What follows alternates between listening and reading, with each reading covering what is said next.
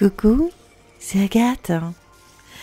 Bienvenue sur ma chaîne, bienvenue sur mon profil, que vous soyez sur YouTube, TikTok, Instagram, Facebook et bien d'autres sites encore où vous pouvez me trouver si vous êtes un petit peu curieux en tapant Agathe Devry.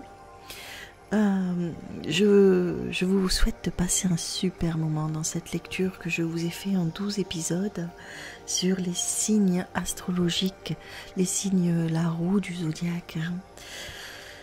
On va parler du Sagittaire qui est un signe de feu. Et avant cela, je tiens à vous remercier vraiment du fond du cœur pour vos encouragements, tous vos petits cœurs et tous vos messages que vous me donnez en privé. En plus, vous êtes super, vous jouez le jeu, vous m'envoyez un message privé le signe que vous voulez que je détaille. Et en fin de compte, ça se fait dans l'ordre, le plus naturellement du monde. Allez, parlons de ce Sagittaire.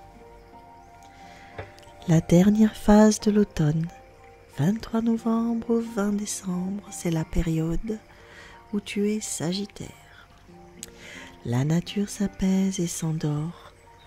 Le froid vient et commence l'éveiller. Le signe du Sagittaire, cet archer, centaure, mi-cheval, mi-homme, symbolise la puissance instinctive accomplie dans et par l'humain. C'est l'heure du recueillement et de la synthèse.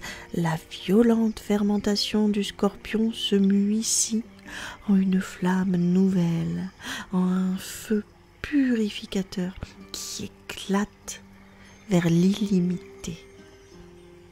L'abdication du moi, l'abandon de l'ego, décantation des aspirations trop humaines au service d'une expérience dépassant l'individu. Philosophe ou nomade des grands espaces, le Sagittaire en possession de tous ses moyens est tout à la fois instrument des passions humaines et artisan de la sagesse. Il agit, transforme et vit le surhumain. Il veut toujours s'ouvrir à des dimensions plus vastes dans la société, comme dans sa conscience. Ce signe, tantôt conformiste, tantôt anarchiste, il sait se projeter dans l'énergie tel un archer avec sa flèche. Son intelligence attentive, son côté guerrier, sa tolérance active en font un être des grandes entreprises, des grands projets. Ses visées sont altruistes, universelles. Il aspire à l'harmonie entre des hautes sphères, car son activité mentale ne se borne pas à la logique raisonnante. Généreux, sa compréhension innée de la psychologie d'autrui fait du Sagittaire un lien dans la société diplomate. Il sait faire évoluer les situations. Il veut vivre une vie, mais une vie complète, dépassant carcans et règles. Il tend à faire éclater son être jusqu'à des limites toujours reculées. Le Sagittaire, par sa volonté puissante, s'arrache à lui-même. Il se projette par bonds dans une quête toujours élargie. Tes forces libératrices, ami Sagittaire, te poussent vers la réalisation spirituelle dans un sentiment aigu d'appartenance au monde. Tu aspires à devenir l'instrument de la plus vaste symphonie. Tu aimes te mêler à l'ivresse de l'existence, ami Sagittaire, cette danse folle où tu reconnais et traces ton chemin. Être sans attache, il s'adapte avec sympathie, s'assimile avec aisance, en toute confiance. Il vit en harmonie avec le milieu où il a besoin de cette aventure pour se dépasser sans cesse au contact d'expressions nouvelles. S'il ne peut s'épanouir, il se renferme sur lui-même et projette ses fantasmes dans une prétention sans borne, une véritable boursouflure mégalomane du moi.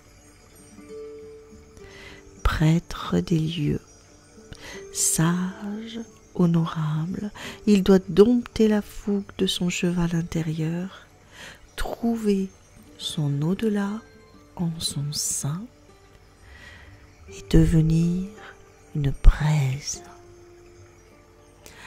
Ami Sagittaire, tu es associé dans le tarot à la figure du pape. C'est une forte protection, le pape, dans le tarot. Tu as l'image d'un doux grand-père, d'un sage, tu as la faculté d'aller dans les abysses au plus profond de ton être. Tu aimes aussi enseigner et on trouve beaucoup de personnes spirituelles dans le signe du Sagittaire. Ils ont une appétence particulière pour les croyances, pour la morale, la spiritualité. Et tu aimes toujours vraiment apprendre. Hein. Tu as appris à te renouveler et de ce que tu apprends, parce que tu aimes ça, tu aimes aussi enseigner. Il y a beaucoup de professeurs dans les Sagittaires. Tu as des pierres associées à ton signe. J'ai oublié de te dire que tu étais quelqu'un qui aimait beaucoup aussi les voyages. Hein, et tu as des pierres vraiment associées à ça, pour te recentrer notamment. C'est la lazurite. Là. La lazurite était une pierre bleue. Là, on dirait pas, mais c'est un bleu plus profond. À cause de la lumière, on dirait qu'elle éclaire. Et tu as le lapis lazuli aussi. Tu as l'azurite, hein, A-Z-U-R-I-T-E. Tu as l'azurite et le lapis lazuli, hein, les pigments que l'on écrase pour faire les toiles de maître. Donc c'est la pierre de la perspicacité, de la sagesse qui résonne à la fois dans ton troisième œil et dans ton coronal. Tu as des facultés souvent psychiques, mais psychologiques aussi. Tu aimes la psychologie, tu aimes étudier les gens. Et cette pierre-là t'aidera, ainsi que le lapis lazuli. Toi aussi, comme le signe précédent, tu aimes la malachite. Donc elle améliore ton humeur, elle atténue les envies, les jalousies. Et quand tu as ton affect qui est perturbé, elle régule, elle a tendance à bien réguler tes humeurs en tout cas. Elle atténue ça. Tu peux aussi avec la malachite, hein, parce que des fois tu es dans la fougue, et la malachite t'apprend le contrôle aussi, à vraiment tenir les rênes du cheval qui est en toi. Merci mes amis de m'avoir suivi tout jusque-là. Je vous dis à très bientôt pour le prochain signe de la roue, de la couronne zodiacale. Le prochain signe sera un signe très intéressant qui intrigue beaucoup de personnes. Ce sera le Capricorne, un signe de terre. Merci mes amis. Tchuss, c'était Agathe.